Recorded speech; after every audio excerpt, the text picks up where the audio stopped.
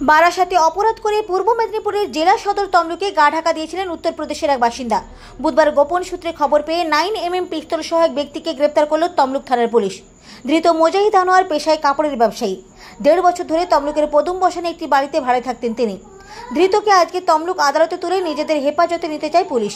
ধৃত কি একাই থাকতো নাকি এর সঙ্গে অন্য কোনো অপরাধ জগতের কেউ রয়েছে তদন্ত করে দেখছে তমলুক থানার পুলিশ। তমলুক থানাতে আমরা একটা ইনফরমেশন পেয়েছিলাম যে আমাদের এই পদম বসন্তে একজন থাকছেন, যার এগেনস্টে কয়েকটা কেস আছে। ঠিক আছে, এইরকম একটা ইনফরমেশন পাওয়া গেছিলো। তারপরে আমরা একটু ফার্দার ভেরিফাই করার পর আমরা ওই লোকটাকে লোকেট করতে পারি যে কোথায় থাকছে।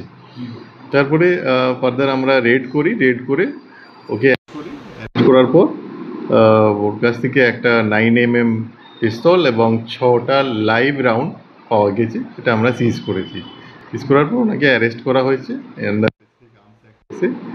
আর আজকে ওনাকে আমরা কোর্টে পাঠাচ্ছি with 7 days prayer of remand.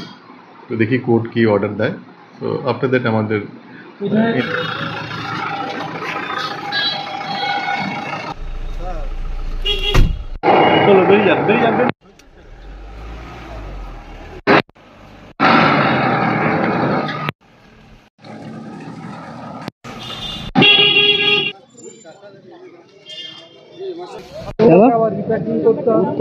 आदमी है।